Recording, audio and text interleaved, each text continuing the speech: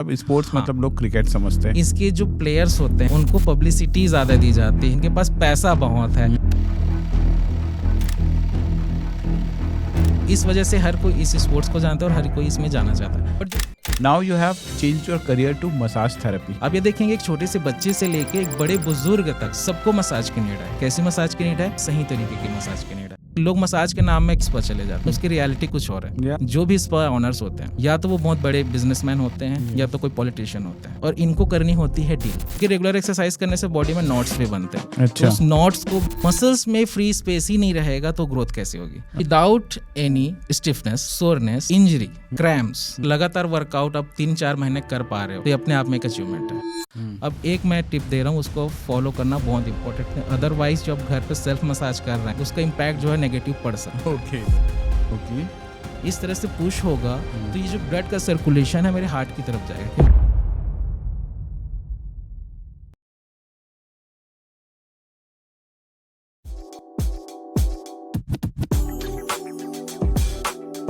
आपके बारे में जब मैं देख रहा था, जान रहा था, पढ़ रहा था, now you have change your career to massage therapy. Yes. मतलब ये कितना आउट ऑफ लीग करियर है। लोग इसके बारे में बहुत ज्यादा सोचते नहीं हैं, जानते नहीं हैं, Yes. और उनकी एक अपनी एक परसेप्शन भी है toward massages and everything.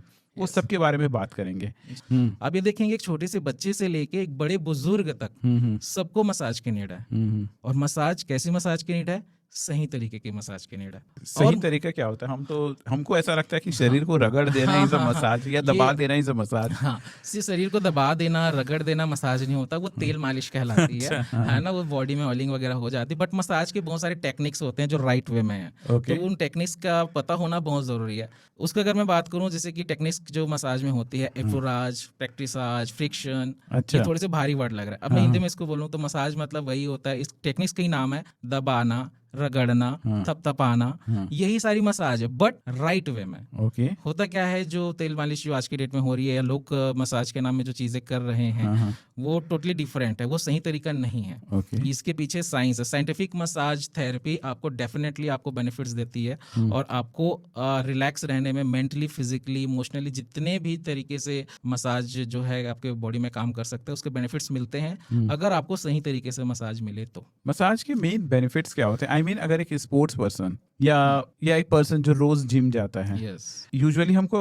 Massage एक ऐसा पार्ट है जो बहुत इग्नोर्ड रहता है। हाँ। एक तो पहली बात है कि प्रॉपर मसाज जिस बारे में आप बात कर रहे हैं जी। वो यूजुअली अवेलेबल नहीं होता, या अवेलेबल है तो लोगों को एक्सपेंसिव भी लगता Expensive है। लगता जो हम शहर में जो मसाज सेंटर्स देखते हैं वो जी। बेसिकली, मुझे ऐसा पर्सनली फील होता है कि वो करेक्ट मसाज और या वो ट्रेंड मसाजर्स भी नहीं है। तो मुझे जानना था कि एक्चुअली में सही मसाज से क्या बेनिफिट होगा, या अगर अभी तो हम चलिए स्पोर्ट्स पर्सन को ही लेकर चलते हैं, जिम पर्सन को, कि अगर वो नहीं करवा रहा है मसाजेस तो उसको क्या प्रॉब्लम हो सकता है? कि जो स्पोर्ट्स पर्सन है या जिम पर्सन है, स्पोर्ट्स पर्सन भी रेगुलर ट्रेनिंग कर रहा है, जिम पर्सन भी रेगुलर एक्सरसाइज कर रहा है, तो जो पर्सन रेगुलर एक्सरसाइज कर रहे हैं उसकी मसल्स रेगुलर थक रही हैं, रोज मसल्स में खिंचाव आ रहा है, Yes. रोज उसमें काम हो रहा है ना। तो अब इस तरह से इसको समझिए, अगर आपका 30% अगर आप जिम का वर्कआउट है या स्पोर्ट्स का वर्कआउट 30% है, 30% न्यूट्रिशन है, टोटल कितना हुआ 60%। अब इसमें मसाज थेरेपी कैसे हेल्प करता है? आपने इसमें मसाज आप रेगुलर एक फिक्स डेट आपने रखा हुआ है, इस डेट में आपको मसल्स को रिलैक्स करते हुए चलना है। तो हो सकता है मसाज थेरेपी आपकी ट्रेनिंग में 10 to 15% he benefit they. Okay. लेकिन जहां आपको पहले 60% रिजल्ट्स मिल रहे थे, अब आपको रिजल्ट्स मिलते हैं 75%। तो वो पर्सन जो ऑलरेडी 60% में थे, लाइक ट्रेनिंग और डाइट के थ्रू मसाज थेरेपी ऐड करने से उनके रिजल्ट्स जो हैं 75% हो गए। तो ये मसाज थेरेपी उनकी ट्रेनिंग में हेल्प करता है रिजल्ट्स को ग्रो करने में। तो वो ऑलरेडी 15% उन पर्सन से आगे आ चुके हैं जो घिसा पीटा पुराना रोल यूज कर रहे हैं, बट मसाज थेरेपी ऐड करने से उनके रिजल्ट्स जो है 75% तक ग्रो होते हैं। मसाज थेरेपी के बारे में थोड़ा और डिटेल बताइए। Yes, इसकी साइंस कैसे है, okay. कैसे काम करता है? ओके, मसाज थेरेपी बहुत सारी तरीके से की जा सकती है, बट मसाज थेरेपी एक अलग चीज है, स्पोर्ट्स मसाज थेरेपी अलग चीज है। ओके फाइन, तो ये दोनों में फर्क हो जाता है। Yes yes, I am sports massage therapist professionally, इस चीज में मैं वर्क कर रहा हूँ। तो massage therapy, sports massage therapy दोनों डिफरेंट है। स्पोर्ट्स मसाज को अब इस तरह से समझिए, लाइक न्यूट्रिशन होता है, स्पोर्ट न्यूट्रिशन होता है, अलग है। फिजियोथेरेपिस्ट होते हैं, स्पोर्ट्स फिजियोथेरेपिस्ट होता है। उसी तरह से मसाज थेरेपी होती है, स्पोर्ट्स मसाज थेरेपी होता है। तो स्पोर्ट्स मसाज थेरेपी स्पेशली उनके लिए डिजाइन किया गया है जो रेगुलर बेसिस में एक्सरसाइज करते हैं, या प्लेयर्स जिमर्स हैं, स्पेशली स्पोर्ट्स मतलब स्पोर्ट्स से रिलेटेड मसाज है, तो ये एक आम मसाज से टोटली डिफरेंट है। ओके। इसमें हम मसल्स में काम करते हैं, जो एथलीट है या जो जिम पर्सन है उसके मसल्स में जो स्टिफनेस आई है उसको हम डिफरेंट डिफरेंट टेक्निक से रिलीज करते हैं ताकि स्टिफनेस हट जाए, ब्लड सर्कुलेशन बेटर करते हैं, क्योंकि रेगुलर एक्सरसाइज करने से बॉडी में नॉट्स भी बनते हैं। अच्छा। तो उस नॉट्स को भी स्पोर्ट्स मसाज थेरेपी के थ्रू दूर किया जाता है, किस रिलीज प्रकार किया से? जाता है। नॉट्स मतलब क्या? नॉट्स मतलब है मसल्स की गांठ बन जाना, अच्छा। छोटे छोटे गांठ बन, कई बार वो बाहर से विजिबल भी नहीं होते, लेकिन हमारे इनसाइड हमारे बॉडी के डीप टिश्यूज में वो बने हुए रहते हैं। जो अच्छा, अगर उसको हम ना करें ट्रीट, रिलीज ना करें तो हाँ। क्या होगा? अगर उनको रिलीज नहीं करते तो वो जो नॉट्स बने वो पेन में कन्वर्ट हो जाएंगे, आपको पर्टिकुलर से पॉइंट में पेन होगा, आपको रिजल्ट्स नहीं मिलेंगे, आप ये सोचते रह जाएंगे कि मेरी मसल्स ग्रो क्यों नहीं हो रही, ग्रो क्यों नहीं हो रही। मसल्स में फ्री स्पेस ही नहीं रहेगा तो ग्रोथ कैसे होगी? अच्छा। आप खाली जगह को ही भर सकते हो, लेकिन मसल्स ऑलरेडी इतनी स्टिफ हो गई है, उसमें नॉट्स बने हुए हैं, वहां पर सर्कुलेशन डाउन है, तो वहां पर मसल्स को ग्रो होने के लिए जगह ही नहीं मिल रही। तो स्पोर्ट्स मसाज थेरेपी में हम स्पेशली क्या करते हैं, हम फ्री स्पेस क्रिएट करते हैं। अच्छा। फॉर एग्जाम्पल बाइसेप ग्रो नहीं हो रहा, हाँ। तो बाइसेप ग्रो नहीं हो रहा क्योंकि हो सकता है बाइसेप में इतनी ज्यादा स्टिफनेस हो गई कि जगह ही नहीं है कि मसल्स और भरी जाए। अच्छा। तो हम स्पोर्ट्स मसाज थेरेपी में क्या करते हैं, वहाँ पर फ्री स्पेस क्रिएट करते हैं। फ्री स्पेस हमने क्रिएट किया, देन वो ट्रेनिंग डाइट के थ्रू वहाँ पर मसल्स बढ़ती है, क्योंकि आप भी अगर वर्कआउट करते हैं तो जानते होंगे जब एक मसल टूटती है तो दो मसल बनती है, यस। तो एक की जगह दो भरने के लिए जगह चाहिए, तो वो जगह हम देते हैं, ओह। तभी वो मसल्स ग्रोथ होता है, उनके ट्रेनिंग में भी हेल्प होती है।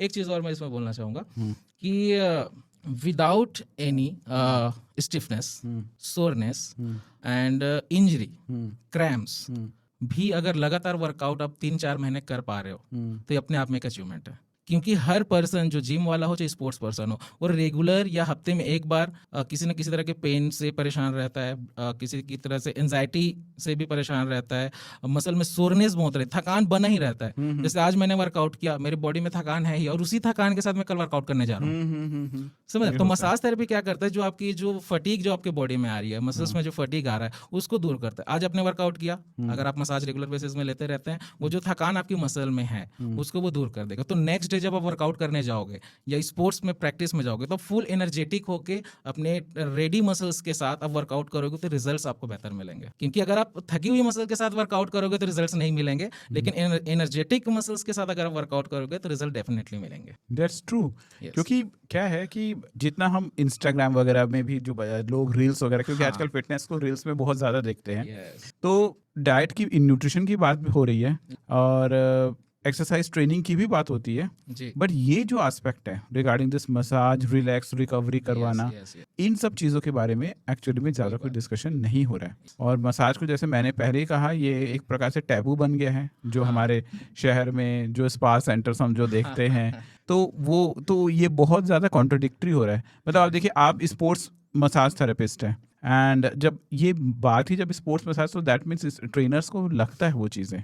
अच्छा, एज सच एक नॉर्मल पर्सन अपने बॉडी को ऑब्जर्व कर सकता है क्या, दैट समहाउ, जैसे आपने नोट्स बनने की बात किया, ऐसा कुछ उनके बॉडी नोट्स वगैरह जो बना है, ऐसा कुछ उसके बॉडी में डेवलप हो रहा है या कुछ है, ऐसा कुछ ऑब्जर्व कर सकता है? ये फील होना शुरू हो जाता है एक टाइम के बाद, आपको खुद लगने लगता है कि मसल्स आपकी स्टिफ हो रही है, आपके बॉडी के रेंज ऑफ मोशन थोड़े से डाउन हो गए। हो सकता है कि जैसे मैं जिम में बेंच प्रेस ही लगा रहा हूँ, तो बेंच प्रेस में ये फील करूंगा मेरी जो मूवमेंट्स है वो फाइन नहीं हो रही, इसका मतलब ये है कि स्टिफनेस आ रहा है बॉडी में, मसल्स में जो है लैक्टिक एसिड बढ़ा हुआ है, बॉडी हो सकती है डिहाइड्रेट हो सकता है मसल्स में स्टिफनेस इतनी ज्यादा हो गई कि रेंज ऑफ मोशन को ब्लॉक कर रहा है, हो सकता है जॉइंट्स में मोबिलिटी नहीं हो, ये सारे उसको खुद फील होने लग जाते हैं। बट ये हो जाती है कई बार कि लोगों को इन्फॉर्मेशन नहीं है कि इसको दूर कैसे किया जाता है। तो फर्स्ट तो इसको दूर करने की है कि आप जिम में स्ट्रेचिंग करो, स्ट्रेचिंग के बाद ही आप वर्कआउट शुरू करो, और वर्कआउट के बाद अगेन आपको कूलिंग डाउन एक्सरसाइज, जो कि स्ट्रेचिंग का ही पार्ट होता है, वो भी आपको करनी चाहिए। ये तो जिम की बात हो गई, लेकिन जब आपको फील होने लगा कि आपके बॉडी में नॉट्स बन रहे हैं, आपकी बॉडी में स्टिफनेस ज्यादा हो गई, तो ये इंडिकेशन है आपका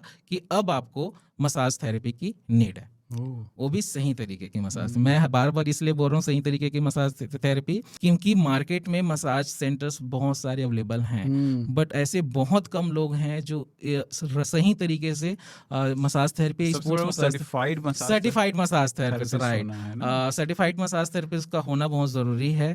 और आज की डेट में अभी मैं जैसे देखता हूँ तो लोग इसमें जुड़ रहे हैं और लोग ये कोर्स काफी कर रहे हैं, जो कि बहुत अच्छी बात है और लोगों को इसका बेनिफिट्स भी मिलेगा। बट सही तरीके की मसाज थेरेपी थेरेपी इसका मतलब क्या है कि लोग मसाज के नाम में क्या है स्पा चले जाते हैं। स्पा में भी हो सकता है कि अच्छी मसाज हो रही हो, लेकिन उसकी रियलिटी कुछ और है। ये आप भी जानते हैं, सब जानते हैं, छुप ही नहीं है ना। और इसको स्पा सेंटर्स को जो लोग रन करते हैं, जो इसको चलाते हैं, तो क्योंकि मैं इस फील्ड से हूँ तो इसके बारे में मैं जानता हूँ, तो थोड़ा सा मैं आपको एक्सप्लेन करता हूँ इस चीज़ के बारे में। जो भी स्पा ऑनर्स होते हैं, या तो वो बहुत बड़े बिजनेसमैन होते हैं, या तो कोई पॉलिटिशियन होते हैं। ओके, और इनको करनी होती है डील्स।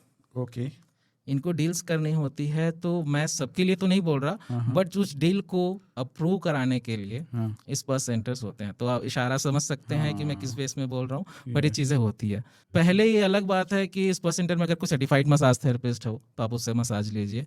एक बार लेंगे तो समझ आ जाएगा कि क्या इसकी स्किल है, कैसे ये काम कर रहा है। बट अगर आपको नहीं मिल रहा है तो गलत मसाज तो एटलीस्ट मत लीजिए। उससे अच्छा ये कि आप खुद से घर पे कुछ टेक्निक्स अप्लाई करके खुद की बॉडी को किस तरीके से कर सकते हैं, लाइक घर पर अगर ओके, जो होम मसाज, जो सेल्फ मसाज जो टेक्निक्स होती है, काफ़ी सारे सेल्फ मसाज टेक्निक्स होती है। तो फर्स्ट तो ये है कि एक आप ऑयल डिज़ाइन करिए अपने बॉडी के अकॉर्डिंग, क्योंकि हर बॉडी की नीड अलग है। ऑयल डिजाइन करिए। ऑयल डिज़ाइन ये मैं इसलिए बोल रहा हूँ क्योंकि एक ऑयल हर स्किन टाइप को सूट नहीं तो करता। कैसे किया जाता है ऑयल सबसे पहले तो अपने बॉडी स्किन को आप चेक करिए कि आपकी ड्राई स्किन है कि ऑयल स्किन है ना। लेकिन मार्केट में ऐसे बहुत सारे ऑयल्स ऐसे अवेलेबल है जो हर स्किन टाइप को सूट करता है। अगर आपको नॉलेज नहीं है तो एक सिंपल्स ऑयल होते हैं, लाइक महानारायण तेल होता है, पेन रिलीफ ऑयल्स होते हैं, और सबसे बेस्ट तो वेदर के अकॉर्डिंग ऑयल डिसाइड कीजिए। अगर गर्मी का टाइम है तो कोकोनट ऑयल इनफ है। ठंडी का ज़्यादा दिन है, अगर आपको सरसों का तेल सूट करता है तो सरसों तेल यूज़ कर सकते हैं। बट मसाज के लिए ऑलिव ऑयल ज़्यादा बेस्ट होती है, जिसको ऑलिव ऑयल, उसके लिए क्या है वो किसी भी वेदर में आप अप्लाई कर सकते हो, है ना।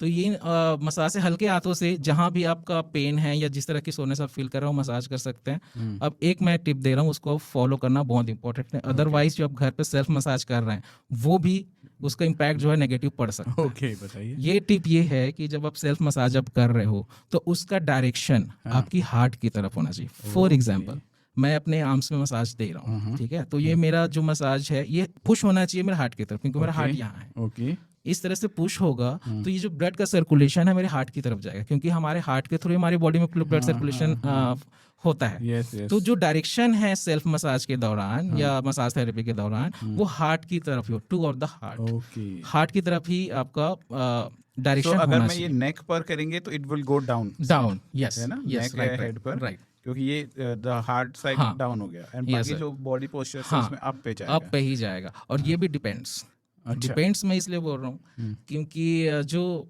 पेन का इशू आता है बेसिकली उनको, जिसके मान लो एग्जांपल हाई बीपी कोई पेशेंट है, हाई बीपी पेशेंट है, अब ऑलरेडी उसके बॉडी में ब्लड सर्कुलेशन हाई है, हाई बीपी का पेशेंट है, ब्लड सर्कुलेशन हाई है, अगर वो मसाज करता है ब्लड की ही डायरेक्शन में, अच्छा, तो उसकी प्रॉब्लम्स और बढ़ सकती है।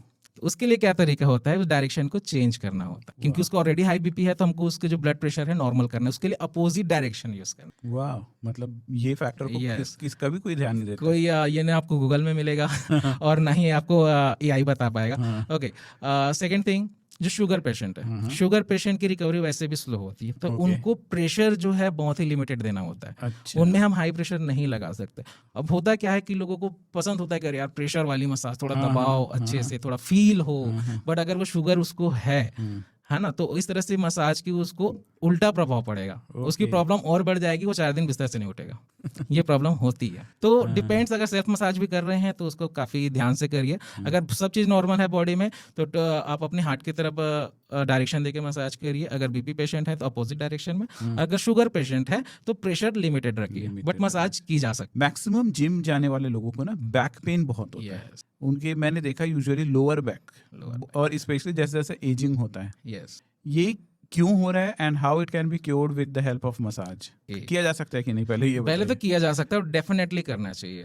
ये जो प्रॉब्लम्स आ रही है ये उस मसाज नहीं करने की वजह से भी हो सकती है। तो जो प्रॉब्लम्स है, जो जिम में मिस्टेक्स करते हैं, तो उसमें रीजंस ये हैं कि सब ओवर ट्रेनिंग फर्स्ट, या ईगो लिफ्ट जिसको बोलते हैं कि भाई जो जिसको भी जिम में प्रेशर आ रहा, पेन आ रहा है, वही तो ईगो लिफ्ट कर रहा है या तो अपने मसल्स को ओवर ट्रेन कर रहा है। मसल्स ओवर ट्रेन होगी तो वो उसमें पेन आएगा। अच्छा। लेकिन अगर मसल्स लिमिटेड ट्रेन की जाएगी तो उसमें पंप आएगा, है ना। पंप, एक मसल्स का पंप होना और एक मसल्स का हार्ड होना, बोथ आर डिफरेंट थिंग्स, अच्छा। है ना। मसल्स पंप तब होती है जब वो सही मसल्स है और उसमें ब्लड सर्कुलेशन अच्छा हो गया, वर्कआउट के थ्रू उसमें मसल्स में वर्क अच्छा हो रहा है, तो पंप होने से क्या है, अब 10 की जगह 12 रैप इजीली कर पाओगे।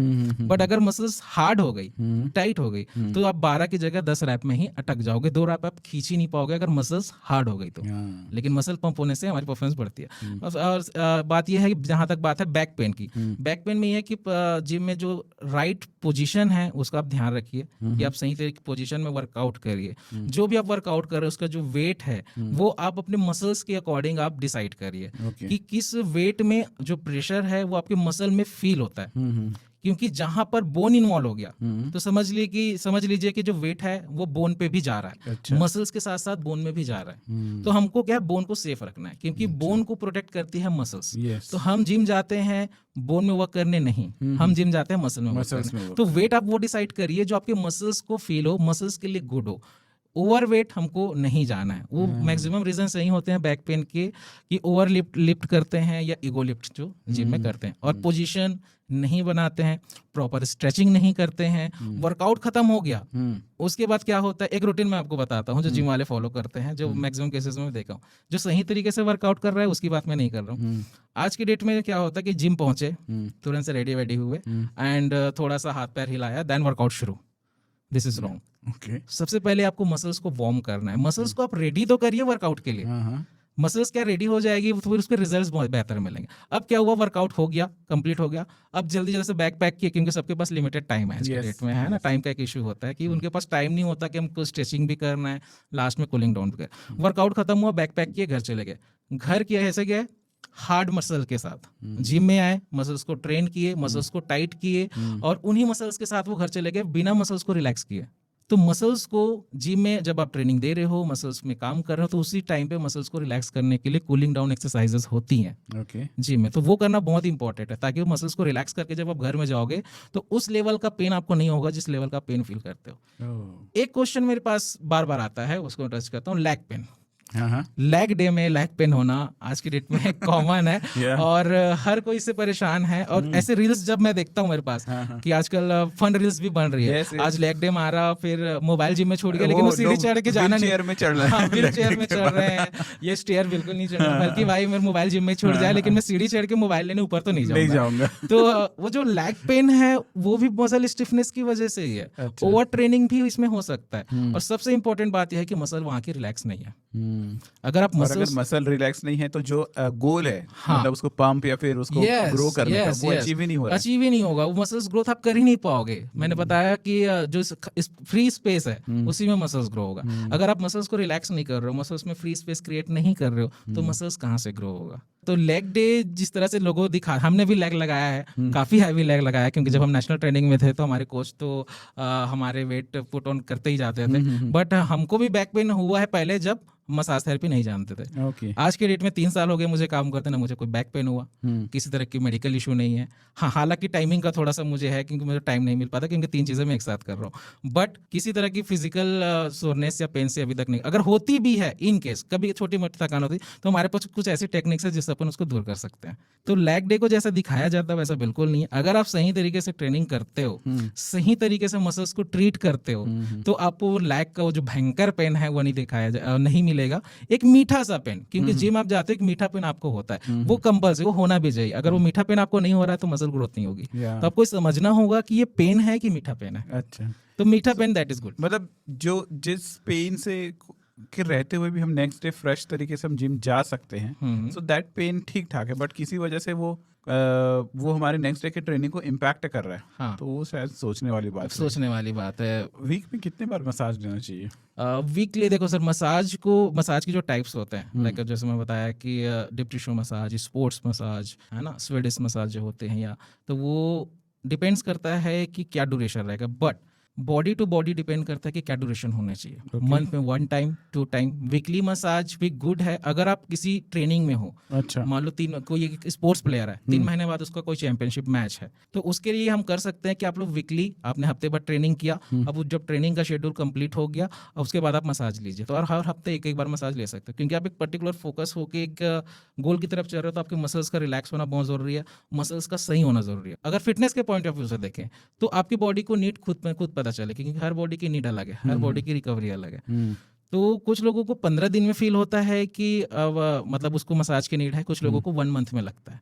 बट एक एवरेज जो मेरा सजेशन ये रहता है कि जो भी रेगुलर बेसिस में वर्कआउट कर रहे हैं, चाहे वो जिम कर रहे हों चाहे स्पोर्ट्स खेल रहे हों, उनको 15 डेज में एक सेशन मसाज का लेना चाहिए। और वो सेशन 1 घंटा या 2 घंटे का? वो भी डिपेंड्स कि मसल्स रिलैक्स होने में कितना टाइम ले रही है। अच्छा। मेरे पास एक कमाल की चीज़ बताता हूँ। मेरे पास क्लाइंट आते हैं, कुछ क्लाइंट्स ऐसे बोलते हैं, सर मेरे को 90 मिनट्स का सेशन चाहिए, मुझे 1 आवर का सेशन चाहिए, मुझे 45 मिनट्स का सेशन चाहिए। बट ये जो टाइमिंग है ये टोटल डिपेंड करता है कि आपकी मसल कंडीशन क्या है। और मेरा काम ऐसा है कि मैं टाइमिंग बिल्कुल नहीं देखता, मैं उस मसल्स को तब तक नहीं छोड़ता जब तक वो मसल मुझे रिलैक्स फील ना हो। अब उसमें टाइमिंग कई बार क्या होता है कि हम 1 घंटे का टाइम लेके चल रहे हैं, कई बार वो जल्दी सेशन भी खत्म हो जाते हैं, कई बार वो ज़्यादा भी हो जाता है। तो इसमें कोई फिक्स टाइमिंग नहीं है, ये इसमें डिपेंड करता है कि जो सामने हमारा जो क्लाइंट है वो किस मसल कंडीशन के साथ आया है और उसकी बॉडी में कितना काम है। बट एक एवरेज जो टाइमिंग होती है 45 मिनट्स का, ये गुड है। एक मसाज सेशन 45 मिनट्स में कंप्लीट हो जाता है अगर उसकी मसल्स कंडीशन ठीक ठाक है तो। यस। एक और चीज़ मसाज में आजकल काफ़ी चलता है, वो है ice bath and steam bath वाली चीज़ें। सो ये एग्जैक्टली क्या है और इसके फायदे किस तरीके से होते हैं? ठीक है, स्टीम बाथ और आइस बाथ दोनों रिकवरी के ही पार्ट हैं, दोनों रिकवरी में हेल्प करते हैं। बट इसको लेके जो ट्रेंड है अभी के डेट में, क्या मैं देखता हूँ कि हर कोई कभी भी स्टीम बाथ ले रहा है, कभी भी आइस बाथ ले रहा है। Okay. इसके लिए काफ़ी सारी चीज़ों का ध्यान रखना जरूरी है। तो फर्स्ट ऑफ ऑल तो मैं आपको बता दूं कि ये दोनों रिकवरी के पार्ट है। अब रिकवरी 2 तरह की होती है, एक होती है एक्टिव रिकवरी, एक होता है पैसिव रिकवरी। एक्टिव रिकवरी हम खुद से कर सकते हैं, लाइक आप जो स्लीप हम लेते हैं, जो 7-8 घंटे की नींद है, 4 घंटे की नींद, जैसा भी है, वो भी एक रिकवरी का पार्ट है जो एक्टिव रिकवरी में आता है। बिना सोए हम काम नहीं कर सकते। Yes, true. अगर आप 4 दिन नहीं सोएंगे तो 5वें दिन आप खुद की हालत देख सकते हैं कि कैसा हम फील कर रहे हैं। Yes. तो जो स्लीपिंग है वो भी हमारे एक रिकवरी, ये एक्टिव रिकवरी में आता है। हम जो शावर लेते हैं ये भी रिकवरी है, हम जो नैप्स लेते हैं ये भी रिकवरी का पार्ट है ना। अब आते हैं पैसिव रिकवरी में। जो चीज़ें आइस बाथ और स्टीम बाथ ये दोनों जो हैं पैसिव रिकवरी में आते हैं। तो वेदर इसमें वेदर का बहुत इंपॉर्टेंस है। अगर वेदर ठंडा है तो स्टीम बाथ, और वेदर बहुत ज़्यादा गर्म है तो आइस बाथ, ये ठीक है। अब मैं जो चीज़ें बोल रहा हूँ वो अगर आप स्पोर्ट्स पर्सन या जिम पर्सन है तो एक ऐसा शेड्यूल मैं आपको बता रहा हूँ जो मोस्ट इम्पोर्टेंट है और कहीं भी ये कोई नहीं बताएगा, मैं आपको शेयर करता हूँ। आप रिकवरी सेशन के लिए गए, अब आपकी बॉडी जो है रिकवरी के लिए तैयार है। अब इसमें क्या करना है, एक सा शेड्यूल होता है। पहले आप स्टीम में गए, स्टीम में आपने 10 से 12 मिनट बिताया, इमीडिएटली निकल के तुरंत आपको आइस बाथ लेना चाहिए। अच्छा। तुरंत, बिना टाइम गवाए। जैसे स्टीम से निकले आइस में चले गए। अच्छा। अब आइस से निकले 2 से 3 मिनट का ब्रेक, अगेन स्टीम में जाना है, फिर से स्टीम में 10 से 12 मिनट बिता के अगेन आइस में आना है। ये 2 बार रिपीट होता है। 3 टाइम्स कर पाए तो और बेटर है, वो डिपेंड करता है कि मसल स्टिफनेस कैसी है। लेकिन ये अगर फॉलो कर लिए है ना तो मसल्स बहुत अच्छे से रिलैक्स होती है और ये रिकवरी का सबसे बेस्ट तरीका है। अगर स्टीम और आइस बाथ से अगर आप मसल रिलैक्स करना चाहते हो तो ये प्रोसेस है। पहले स्टीम में गए, उसके बाद स्टीम से निकल के तुरंत आइस में गए, आइस से निकलने के बाद थोड़ा सा पॉज लिया, पॉज लेने के बाद यही फिर से रिपीट किया। ये 2 से 3 बार रिपीट करने से मसल्स आपकी बहुत अच्छे से रिलैक्स हो जाती है। वाह। और ये नेशनल और इंटरनेशनल प्लेयर ये फॉलो करते हैं नेशनल इंस्टीट्यूट में। जो मैंने देखा है और मैंने किया भी है। yes. अच्छा, एक मेरे माइंड में हमेशा कंफ्यूजन होता है कि लाइक हॉट शावर लेना चाहिए कि कोल्ड शावर लेना चाहिए, क्योंकि देखिए ice bath and steam bath तो वो एक प्रोफेशनल सेटअप पे होता है, घर पर तो नहीं होता। जी। अब घर पर ये कंफ्यूजन हमेशा बना रहता है बिकॉज आज के समय में वी ऑलवेज सबके पास गीजर लगी होती है और हॉट वाटर बड़ी एक्सेसिबल होती है। बट यही बात है कि यार आइस बाथ है, मतलब कोल्ड जो टेम्परेचर है वो हमारे मसल्स के लिए ठीक है क्या? तो ये कंफ्यूजन बना रहता है कि अगर कोई एक ट्रेनिंग पीरियड में है तो उसको किस टाइप की शावर लेनी चाहिए? जी, इसके लिए कोल्ड शावर लेनी चाहिए, ठंडे पानी से ही नहाना चाहिए। अगर एक्सरसाइज बॉडी है और मॉर्निंग का टाइम है, मॉर्निंग मतलब 12 बजे से पहले अगर आप शावर ले रहे हो तो आपको हमेशा ठंडे पानी से नहाना चाहिए। क्योंकि मसल्स को हमको एक्टिवेट करना है उस टाइम पे, उसमें एनर्जी हमको बूस्ट करनी है, तो मसल्स रेडी होती है एक्टिविटीज के लिए अगर हम ठंडे पानी से नहाते हैं। तो सेकेंडली गर्म पानी से हम क्यों नहाते हैं, क्योंकि गर्म पानी हमारी मसल्स को रिलैक्स करती है, मसल्स को ढीला कर, एक तरह से आइस में कोई भी चीज कड़ी हो जाती है और स्टीम में मतलब गर्म पानी में कोई लूज हो जाती है। तो मसल्स को लूज करना या मसल्स को रिलैक्स करने के लिए गर्म पानी, लेकिन मसल्स को एक्टिवेट करने के लिए ठंडा पानी। तो ये फॉलो कर, अगर दिन में 2 बार, क्योंकि एक एथलीट और ये 2 बार शावर लेते हैं, जो मैंने अपने लाइफ में रूटीन में बात की है, जो मैं जिस समय ट्रेनिंग कर रहा था और अभी भी कई बार मौका मिलता है तो मैं करता हूँ, मॉर्निंग ठंडे पानी से नहाता हूँ और इवनिंग में जब सारा रूटीन मेरा कंप्लीट हो गया तो घर आके गर्म पानी से नहाने से क्या मसल्स पूरी रिलैक्स हो जाती है, लूज हो जाएगी, तो उससे बहुत बेनिफिट। मतलब ये एक नया वो है मेरे लिए भी, क्योंकि मैं खुद भी 2 बार शावर लेता हूँ। सो मॉर्निंग टाइम में भी ट्रेनिंग और जैसे शाम को हमने कार्डियो वगैरह कुछ किया तो स्टिल, या फिर इवन अगर टेम्परेचर काफी ह्यूमिड है तो हमें इवनिंग में भी शावर्स की जरूरत पड़ती है। बट ये हमेशा कंफ्यूजन रहता है और इससे काफी क्लियर हुआ दैट किस समय हमें क्या करना चाहिए। बिल्कुल। हाँ, ये बहुत अच्छी बात है। मतलब सोचिए एक मसाज के पीछे कितनी साइंस है, और ये तो शायद आपने कुछ ही साइंस जो मुझे आपने शेयर किया। एक चीज बताइएगा, इसमें अगर किसी को करियर डेवलप करना है, पहली बात करियर डेवलप करना चाहिए कि नहीं, क्योंकि क्या होता है जो इंसान जिस नाव में तैरता है ना, बहता है, वो उसके बारे में बता सकता है उसमें कितने छेद हैं, है ना।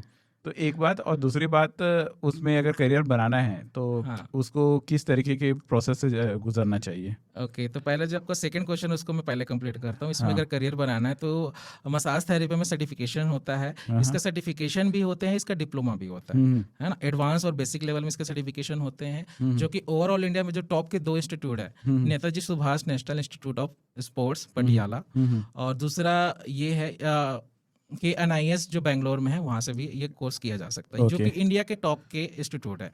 अदरवाइज अगर आप इसमें 3 मंथ के कोर्स के लिए जाएंगे या 6 मंथ के सर्टिफिकेशन के लिए जाएंगे तो बहुत सारे इंस्टीट्यूट ये कोर्स कराते हैं, वहां से भी कर सकते हैं, वैलिड है। अब आपके फर्स्ट क्वेश्चन में मैं आता हूँ कि इसमें इसको करने के लिए किन चीज़ों की क्या चीज़ें होनी। तो सबसे पहले तो डेडिकेशन, क्योंकि ये जो मसाज का फील्ड है, लाइक एक कीचड़ में कमल बन के खेलना है, जो मैंने अपने लाइफ में फील किया है, लास्ट 3 इयर्स में मैंने फील किया। शुरुआती दिनों में मैंने बहुत गंदगी झेली है। अच्छा, काफी सारे क्वेश्चंस होते हैं, काफी सारे सब आपको जज करते हैं किसी अलग। जब आप कहते होंगे कि I am a massage therapist, so क्या एक परसेप्शन बिल्टअप हो जाता होगा। हाँ, वो पता नहीं उनके माइंड में किस तरह के थॉट्स आ रहे होते हैं जब तक वो हमारे बारे में जान नहीं रहा। तो इस चीज में क्या डेडिकेशन में इसलिए बोल रहा हूँ क्योंकि इस काम को जब आप करने की ठान लेते हो, ये बहुत अच्छा प्रोफेशन है, बहुत अच्छा इनकम का सोर्स है, क्योंकि इसमें आप घंटों में पैसा कमाते हो, तो इनकम का सोर्स तो बहुत है ना। लेकिन डेडिकेशन इसलिए बोल रहा हूँ क्योंकि इसमें अगर आप टाइम देख के काम करोगे, अगर आप सिर्फ पैसा देख के काम करोगे तो आप लंबे समय तक काम नहीं कर सकते। एज ए मसाज थेरेपिस्ट अगर आप अपना करियर सेटअप करना चाहते हैं तो फर्स्ट तो आपको इस फील्ड के बारे में नॉलेज होनी चाहिए, आपके पास सर्टिफिकेशन होना चाहिए। और जहाँ मैंने बात की, बार बार बोल रहा हूँ डेडिकेशन, इसलिए क्योंकि आज नहीं तो कल इस फील्ड में थकान लगती है। मैं क्या कर रहा हूँ, दूसरे के हाथ पैर दबाना, ये कि मैं क्या कर रहा हूँ, ये फील मुझे भी आया। जब मेरे पास ये जॉब आई as a physical education teacher, जब जॉब आई तो मैं बोला मैं जॉब तो मेरे पास है फिर भी मैं करके रहा हूँ। ये क्वेश्चन आता है, सेल्फ डाउट एक बार आता है, बट मैंने इसको प्रायोरिटी दी रखा था कि जो करूंगा इस फील्ड में, दोनों फील्ड में करूंगा, लेकिन मैं छोड़ूंगा नहीं। तो कुछ क्वेश्चन ये आए कि फिर दोस्त मजाक उड़ाते हैं, रिलेटिव्स को ये लगता है अरे दूसरे के यहाँ जाता है मसाज करने, ये वो, तो ये सारी चीज़ें मैंने फेस की। फैमिली, इनफैक्ट फैमिली वाले आपको रोकते हैं, और ये चीज़ें मेरे साथ हुई भी है।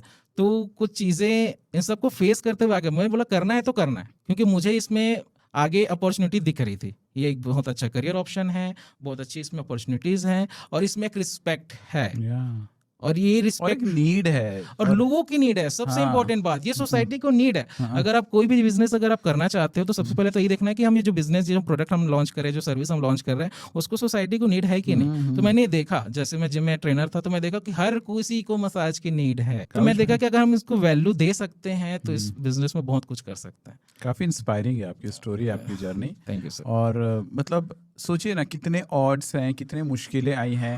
प्लस सबसे बड़ी बात, जो चीज फाइट आप कर रहे हैं वो आपके प्रोफेशन का परसेप्शन, उस चीजों के लिए स्ट्रगल करके आपने उस चीज को छोड़ा नहीं। बिल्कुल। और इनफैक्ट ये इतना नीश मार्केट है ना, लोग क्या होता है ना, बिजनेस में जो चीज चल जाता है। आज आप मसाज थेरेपी की बात कर रहे हैं, और हो सकता है अगर इस पॉडकास्ट को अच्छे खासे लोग अगर देखेंगे, दे विल स्टार्ट थिंकिंग।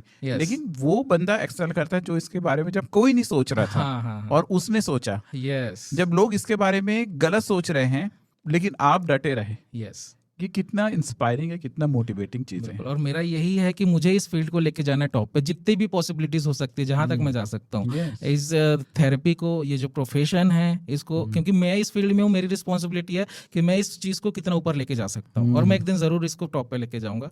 अब मैं एक चीज आपको बताता हूँ, शुरुआती दिनों में जब लोग मुझे नहीं जान रहे थे तो लोग मेरा नंबर सेव करते थे, लाइक कामेश ओनली कामेश, मालिश वाला, ये कुछ और। आज की डेट में ये चीजें हैं, कोई भी नंबर या कोई भी क्लाइंट मेरे पास आता है, सबसे पहले कामेश सर। तो वो रिस्पेक्ट मैंने मांगा नहीं उनसे कि आप मेरे को सर बोलो, वो खुद से बोलते हैं।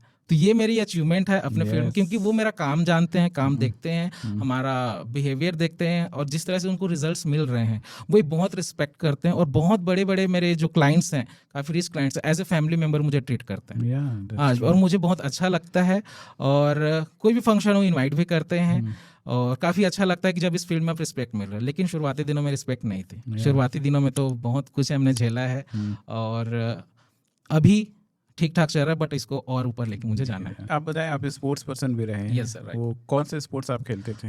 सर मैं एथलेटिक्स में शॉर्ट पुट इवेंट में खेलता हूँ, जिसमें से छत्तीसगढ़ का स्टेट रिकॉर्ड मेरे नाम पे है 15.37 मीटर। वैसे ना स्पोर्ट्स की जब बात आती है इंडिया में, Yes, sir. तो इंडिया में स्पोर्ट्स का वो है इक्वल चलता है क्रिकेट, मतलब स्पोर्ट्स मतलब लोग क्रिकेट समझते हैं। Yes. और फिर उसके बाद थोड़ा बहुत हो गया तो फुटबॉल है, हॉकी है, ये सब चीज़ें। ये जो चीज़ होती है, क्योंकि अगर आप ओलंपिक्स वगैरह को देखेंगे जी तो ओलंपिक्स में इंडिया को जो मेडल्स आते हैं वो इसी प्रकार से जो ज़्यादा सुने नहीं हुए रहते हैं, यस सर, राइट। वैसे स्पोर्ट्स से आते हैं। जैसे अभी Yes. नीरज चोपड़ा है, उनको जैवलिन थ्रो में आया है। जी उनके पहले शायद इंडिया में कोई नहीं जानता था कि कोई नहीं जैवलिन जानता थ्रो क्या होता है। यस। तो ये स्पोर्ट्स के बारे में अगर किसी को पता चलता है तो कैसे पता चलता है, या इन सब में करियर अगर बनाना होता है तो क्या करना होता है उनको?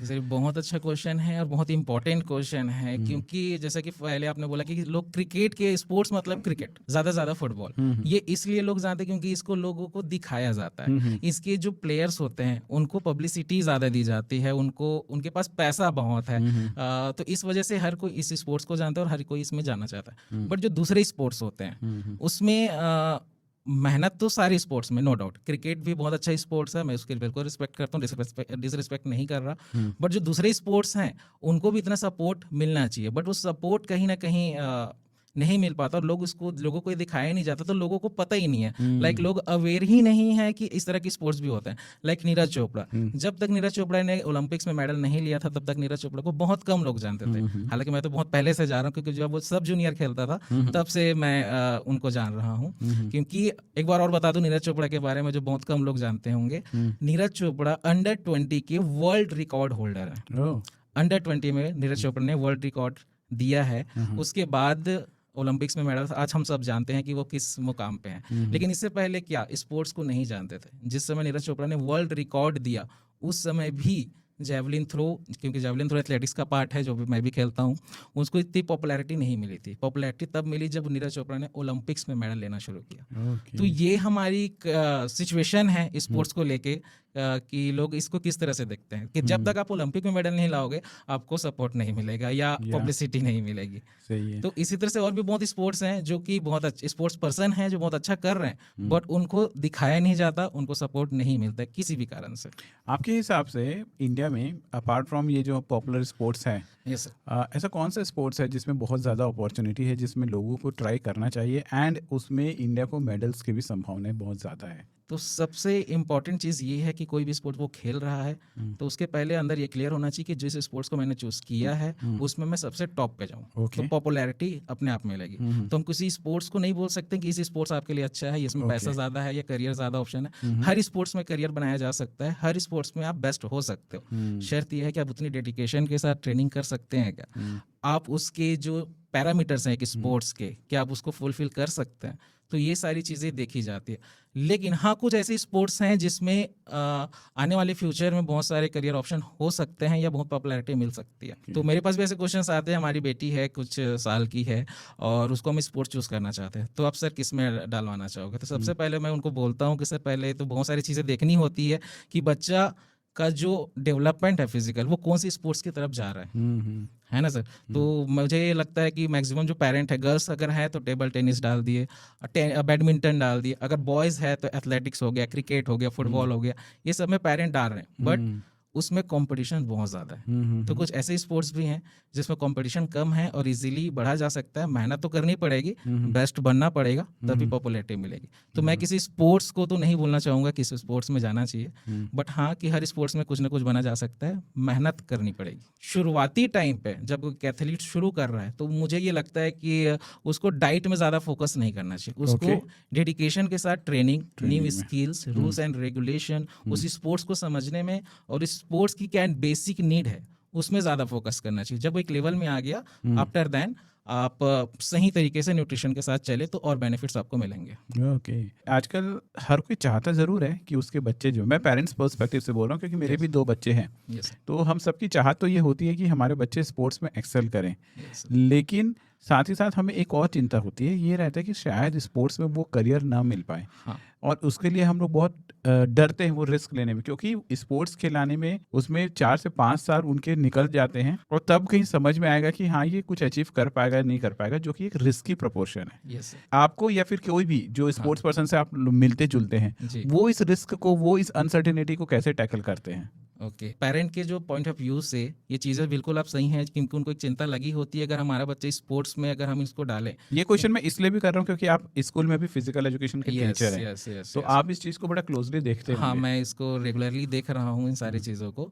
तो फर्स्ट ऑफ ऑल तो ये है कि आज की डेट में जो नीरज चोपड़ा बना है वो क्यों बना है? क्या उसको पेरेंट ने सपोर्ट किया होगा कि नहीं किया होगा? हमें लगता है किए होंगे। बिल्कुल किए हैं। पेरेंट, आज के डेट में पेरेंट का सपोर्ट होना, क्योंकि बच्चा जब स्पोर्ट्स को लेकर इंटरेस्ट दिखाता है तो कुछ पेरेंट क्या है उसको एकेडमिक का प्रेशर डाल देते हैं या किसी और तरह का प्रेशर, जो स्पोर्ट्स में, क्योंकि अंदर से तो वो चाह रहा है कि हम स्पोर्ट्स में बच्चे का ध्यान ना जाए ताकि वो दूसरी चीजें काफी अच्छे से करे, बट ये बैलेंस बनाना भी बहुत इंपॉर्टेंट है।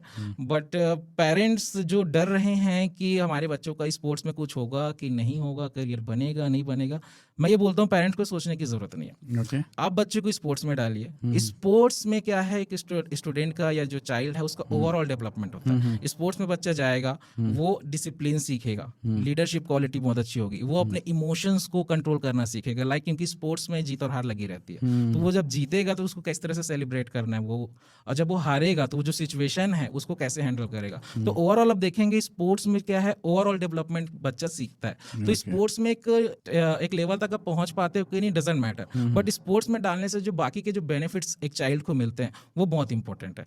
तो हर पेरेंट को मैं ये रिक्वेस्ट करता हूँ कि हर पेरेंट को अपने चाइल्ड को या बच्चे को स्पोर्ट्स में जरूर डालना चाहिए, एटलीस्ट उसको स्टेट लेवल का प्लेयर तो जरूर बनाए।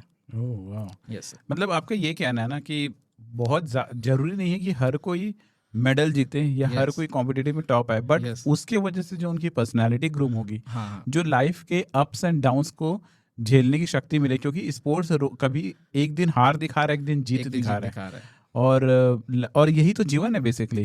किसी दिन डाउन है, किसी दिन अप है, और इस चीज के लिए वो रेडी होते हैं बच्चे। और मेरे ख्याल से अगर उनकी फिजिकली दे आर स्ट्रांग तो मेंटली भी धीरे धीरे they will become strong. Massage के अलावा, मसाज थेरेपी के अलावा आप फिजिकल एजुकेशन के टीचर भी हैं स्कूल में, उसके बारे में बताइए। लाइक वहाँ आपको क्या देखने को मिलता है? और physical education means kind of बच्चों को फिजिकली एक्टिव रखना, ये क्या स्पोर्ट्स है या फिर क्या होता है? फिजिकल एजुकेशन टीचर का रोल क्या होता है? सर, फिजिकल एजुकेशन टीचर जो है किसी भी स्टूडेंट के लिए ओवरऑल डेवलपमेंट का काम करता है। ओके, है ना, वो सिर्फ स्पोर्ट्स तक सीमित नहीं, स्पोर्ट्स पार्ट है फिजिकल एजुकेशन का, बट वो सिर्फ स्पोर्ट्स ओवरऑल फिजिकल एजुकेशन नहीं है। अच्छा। ओवरऑल डेवलपमेंट से मेरा मतलब है कि बच्चे का physical development, emotional development, mental development, social development, और भी बहुत सारी चीजें हैं जो हम एक सोसाइटी की नीड है, जो सोसाइटी में बच्चा रहेगा तो वो उसमें किस तरह से उसको फिट बैठना है। अच्छा। ये फिजिकल एजुकेशन टीचर का काम है कि उसका जो ग्रोथ है इन सारे डेवलपमेंट्स को ध्यान में रखते हुए करे, सिर्फ स्पोर्ट्स के लिए। हमारे समय में ना स्पोर्ट्स टीचर से हम लोग काफी डरते थे, क्योंकि वो बड़े हट्टे कट्टे जी। शक्तिशाली जी, दिखते जी, थे और जी। ऐसा लगता था कि अगर वो एक घुमा के दे दें हाँ, तो हम घूम जाए। हाँ। तो अभी भी क्या बच्चे as such physical education teacher का नाम सुन के कामेश सर अगर आ रहे हैं करके होते हैं तो भाग जाते हैं? ये हाँ। कैसा रहता है उनका? देखिए ये जो तरीका था पहले का, ये तो हाँ। पर्सनली मुझे नहीं पसंद है, क्योंकि मुझे भी ऐसी पीटीआई मिले थे। तो मैं तो ये है कि उस समय तो ऐसा नहीं सोचता था, बट ये है कि ऐसा तो नहीं बनना है। हाँ। तो as a physical education teacher मुझे लगता है वो एक दोस्त के जैसा होना चाहिए किसी स्टूडेंट के लिए, अच्छा। जिससे वो बच्चे आके प्रॉब्लम शेयर कर सके, और अगर वो अपनी लाइफ में कोई भी चीज़ फील कर रहे हैं तो उसको बता सके।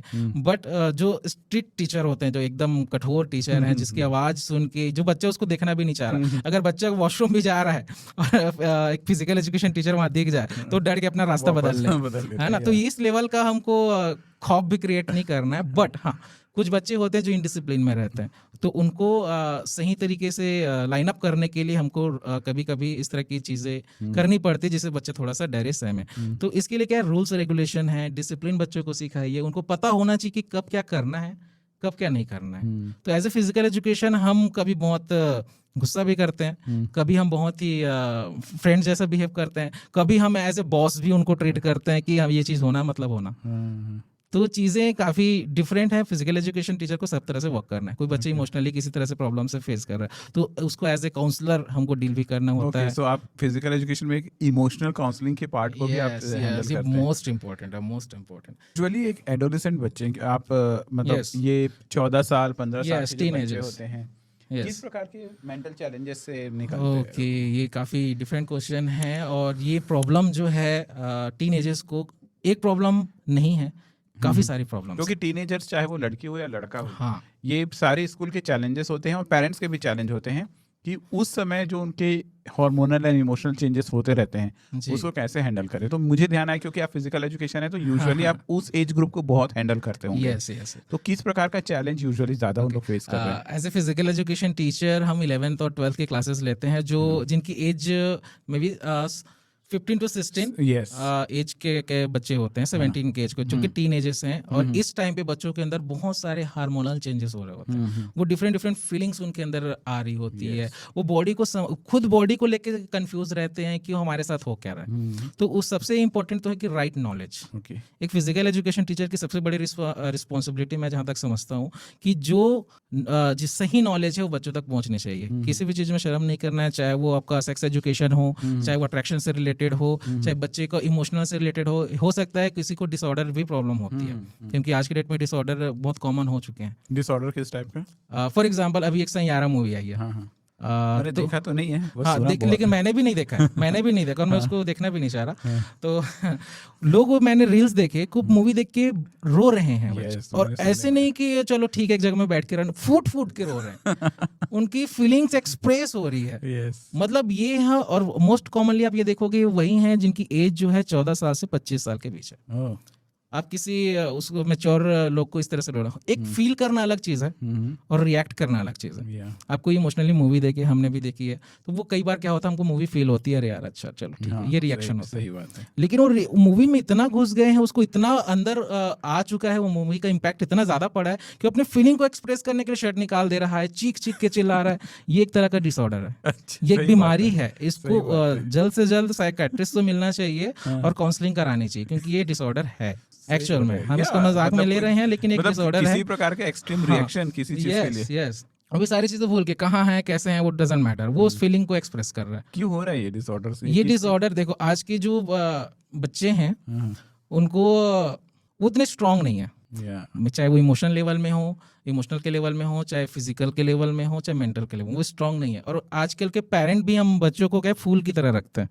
पहले ये नहीं था। पहले के पेरेंट तो डिफरेंट थे, है ना। वो बच्चों को उस तरह से, अभी के बच्चों को फूल की तरह हम रखते हैं। तो उस वजह से कई बार क्या हमको लगता है कि हम बच्चे की केयर कर रहे हैं, लेकिन हम बच्चों को केयर नहीं कर रहे हैं। हम बच्चों को प्रोटेक्ट करके जो चीज़ें बच्चों को सीखनी चाहिए, लाइक इमोशनली कैसे स्ट्रांग हो, फिजिकली कैसे स्ट्रांग हो, तो वो हमको नहीं दे पा रहे हैं। छोटा सा बच्चा गिर गया अचानक से, आया मेरा बच्चा आप कहते किसी हैं दिन किसी बच्चे को ज्यादा दौड़ा देते हो तो पेरेंट आ जाते हैं क्या फोन ये होता है, ये पेरेंट के रेगुलर कमेंट्स होते हैं। अब भी कुछ दिन पहले ही मेरे स्कूल में आया है ना कि एक हेल्दी सी बच्ची थी, क्लास 6 की बच्ची थी, है ना, हेल्दी बच्ची, और घर की एकदम लाडली है। उसने आई कार्ड नहीं पहना था, ओके ठीक है, आई कार्ड नहीं पहना था। तो हमारे स्कूल में ये है कि जो इनडिसिप्लिन में रहता है, लाइक बेल्ट नहीं लगाया, शूज नहीं पहना, तो उसको हम एक आउटलाइन में खड़ा करते हैं। तो आउटलाइन में खड़ा करने के बाद एक पनिशमेंट होती है, तो एक कॉमन पनिशमेंट्स होती है, लाइक टेनिस कॉर्ट्स करा लिए, एक राउंड लगवा लिए, ताकि उसको समझ आए कि हाँ मैंने गलती की है। सिर्फ समझ आए ना, हम उसका बिल्कुल ये मतलब नहीं रहता कि हम उसको हार्म करना है, हमको बस उनको रियलाइज कराना है कि आज आपसे ये गलती हुई है, ये हमारा एम रहता है, हार्म करना नहीं रहता। तो हुआ क्या सर कि बच्चे वो हमने एक राउंड ही लगवाया, सिर्फ एक ही राउंड लगवाया, मेरे को अभी भी याद है। नेक्स्ट डे उसके पेरेंट्स आ गए कि हमारी बच्ची आई और हमको कंप्लेन की कि हमारे जो पी टीचर हैं उन्होंने हमको राउंड लगवाया, और मैं इतनी हैवी हूँ फिर भी मतलब उसको प्रॉब्लम आई, क्योंकि हैवी शरीर से थोड़ा सा दौड़ेंगे तो बॉडी में पेन आएगा ही आएगा, है ना। तो पेरेंट मेरे पास आए और ये कंप्लेन उन्होंने किया। अब आप इसका दूसरा चीज देखिए, पेरेंट इसको गुड वे में आया कि सर इसको दौड़ाया करिए। पेरेंट ये बोलते हैं कि सर इसको दौड़ाया करिए, क्योंकि घर में किसी की बात नहीं मानती है, घर में सबकी लाडली है और कुछ भी नई चीज करती, तो दौड़ेगी तभी तो फिजिकल हेल्थ अच्छा होता। और आप डेफिनेटली उस बच्ची को देख के क्लियरली समझ सकते हैं कि कितनी अनहेल्दी लाइफ स्टाइल में है, राइट न्यूट्रिशन नहीं है, राइट फिजिकल एक्टिविटी नहीं है। अब वो बच्चे अभी क्लास 6 में है, क्लास 6 की बच्चे की एज बहुत कम होती है। अब इसी रूटीन में बच्चे धीरे धीरे बड़ा होगा, तो वो जब वो 20s में जाएगी, 25 में जाएगी, तो सोचो कितनी बड़ी फिजिकल प्रॉब्लम उसको आ सकती है। तो ये पेरेंट्स को जरूर देखना चाहिए कि आज की डेट में बच्चे की कंडीशन क्या है, आज से 1 साल बाद बच्चे की कंडीशन क्या होनी चाहिए। अच्छा कामिल सर, आप जब फिजिकल एजुकेशन में हैं और टीचर, डेफिनेटली आप भी स्पोर्ट्स पर्सन रहे हैं, यस तो आप हमेशा कोशिश करते होंगे कि लोगों को स्पोर्ट्स करियर को प्रेरित करते होंगे कि भाई वो चूज करे एज एनी स्पोर्ट्स। लेकिन आपको ये अभी भी क्या दिखता है क्या कि लोग एकेडमिक के प्रेशर की वजह से स्पोर्ट्स को अभी भी साइड कर रहे हैं? क्या ये अभी प्रिवेल है या फिर ये चीज़ें चेंज हो रही है धीरे धीरे? देखो चेंज तो डेफिनेटली हो रही है धीरे धीरे, क्योंकि बहुत सारे ऐसे पेरेंट्स हैं जो अपने बच्चों को मल्टीटास्किंग बनाना चाहते हैं। अब बात सिर्फ एकेडमिक के साथ स्पोर्ट्स की नहीं है, एकेडमिक के साथ और भी चीज़ें हैं जो मल्टीटास्किंग जिसमें बना जा सकता है। लेकिन एक जो स्पोर्ट्स की वजह से एकेडमिक जो डिस्टर्ब होती है, लोगों को ऐसा मानना है, ऐसा बिल्कुल नहीं है। स्पोर्ट्स के अगर बच्चा स्पोर्ट्स में रहता है और अगर आप स्पोर्ट्स प्लस स्टडी में बैलेंस बना पाए, अगर बच्चा काफ़ी छोटा है, समझ उसकी नहीं है कि स्पोर्ट्स और स्टडी में बैलेंस कैसे बनाए, तो पेरेंट को डेफिनेटली उसमें हेल्प करना चाहिए ताकि बच्चे उसमें पेरेंट फैमिली सपोर्ट बहुत इंपॉर्टेंट है। होता क्या है सर कि जब हम स्पोर्ट्स में जाते हैं, मालूम पढ़ाई में बहुत अच्छे हैं, अब स्पोर्ट्स की तरफ हमारा जब इंटरेस्ट बढ़ गया, तो किसी चीज़ में जब हमारा इंटरेस्ट बढ़ जाता है तो हम उसको बार बार करना चाहते हैं। तो होता क्या है कि वो सडनली चेंज आता है कि हम स्पोर्ट्स में हमारा ज़्यादा ध्यान चला जाता है, एकेडमिक्स हमारे कम हो जाता है। बट अगर किसी तरह से दोनों में बैलेंस बना के चला जाए, उसको सही गाइडेंस मिले, सही ट्रेनिंग मिले, तो दोनों में बच्चा जब बैलेंस बनाएगा तो जो रिजल्ट्स उसके मिलेंगे वो काफ़ी अलग होंगे और काफ़ी बेनिफिशियल। प्रैक्टिकली पॉसिबल है? प्रैक्टिकली बिल्कुल पॉसिबल है, मैंने खुद किया है अपने टाइम पे। मैं एक जैसे कि बताया कि मैं ऐसे मैथमेटिक्स भी हूँ, तो वो पढ़ाई का क्या प्रेशर रहता है आप समझ सकते हैं। उसके साथ साथ जो स्पोर्ट्स है उसमें भी मेरी काफ़ी अचीवमेंट्स चल ही रही होती है। स्टेट चैंपियनशिप खेल रहे हैं, हर साल नए रिकॉर्ड दे रहे हैं, नेशनल सिलेक्शंस हो रहे हैं, और साथ में एजुकेशन भी धीरे धीरे चल रहा है। तो वो मैंने मेंटेन किया, तो ये बिल्कुल पॉसिबल है क्योंकि मैंने इसको खुद किया है। और आज के डेट में चिल्ड्रंस को डेफिनेटली ये करना चाहिए। Sports plus academic best option है। अगर किसी कारण से बच्चों को स्पोर्ट्स में नहीं ही डालना चाहोगे, तो एकेडमिक के साथ उसको एक अदर एक्टिविटीज में भी आप जो स्किल बेस्ड होती है, कुछ टैलेंट होते हैं, तो उसमें भी बच्चों को इन्वॉल्व करना चाहिए। बट सिर्फ एकेडमिक के पीछे पागल नहीं हो जाना है कि हमारा बच्चा सिर्फ पढ़ेगा पढ़ेगा पढ़ेगा। सही बात, ये टोटली रॉन्ग है। या जैसे कि आपने शुरू में ही बताया था, स्पोर्ट्स सिर्फ करियर नहीं, एक पर्सनालिटी, एक ओवरऑल उस पर्सन का मतलब एक जो व्यू है टुवर्ड्स द वर्ल्ड, वो सब चीज़ों को बदल देता है। बिल्कुल सर। कामिल सर बहुत इंटरेस्टिंग रहा आपके साथ टॉक। इतना समय कैसे बीता पता नहीं चला। बहुत सारे और भी क्वेश्चंस थे मेरे माइंड पर, बट एक समय की भी अपनी वो रहती है, पॉडकास्ट काफ़ी लंबी हो जाती है अदरवाइज। जी। बहुत अच्छा आप जो इन्फॉर्मेशन है regarding the massage therapy, regarding sports, regarding बच्चों की फिजिकल एजुकेशन के नीड के बारे में सब कुछ आपसे बहुत अच्छे से डिटेल में जानने को मिला। और उम्मीद करते हैं हम और मिलेंगे और किसी टॉपिक पर और बहुत डिटेल से बात करेंगे। तो आज आप हमारे इस पॉडकास्ट में आए और इतने सारे अच्छे नॉलेज की बात किया, आपको बहुत बहुत थैंक्स। एंड उम्मीद करते हैं कि ये जो पॉडकास्ट जो हमारे व्यूअर्स सुन रहे हैं, जो ऑडियंस देख रही है उसको, उनको भी काफ़ी कुछ, और मेरे पर्सनल बिलीफ है कि उनको काफ़ी कुछ नॉलेज मिलेगा अगर वो पॉडकास्ट को शुरू से लेकर लास्ट तक अगर Definitely. कंप्लीट देखेंगे तो। कामेश सर, आने के लिए बहुत बहुत thank you. Thank you sir, thank you Yeah. So much. ये वीडियो कैसे लगा, और इस प्रकार के ऑफ टॉपिक्स जो यूजुअली जिस पर पॉडकास्ट हमको देखने को नहीं मिलते, बट उस तरीके के टॉपिक्स जो हम ला रहे हैं, क्या वो आपको अच्छा लग रहा है कि नहीं, कमेंट में ज़रूर लिखिएगा। कामेश सर से अगर कोई क्वेश्चंस हो तो वो भी लिखिएगा, और अगर आपके माइंड पे किसी प्रकार के क्वेश्चंस आ रहे हैं तो कमेंट में बेशक लिखिएगा। And if you are new to this channel, subscribe to this channel. We have other channel also जहाँ पर हम इन बड़े पॉडकास्ट की छोटी क्लिप्स बनाते हैं, एट सागर स्टूडियोज क्लिप्स। आप वहाँ पर भी जा सकते हैं। Subscribe to that channel also. And if you feel that this video के थ्रू लोगों को वैल्यू मिल रही है, आपको वैल्यू मिली, तो अगर आप अपने फ्रेंड्स को वैल्यूज शेयर करना चाहते हैं तो you can share out this video, और जाते जाते लाइक भी कर दीजिएगा इस वीडियो को, because it matters a lot. So thanks for watching this video. See you in next such kind of a powerful podcast with another powerful personality. Till then take care and bye bye.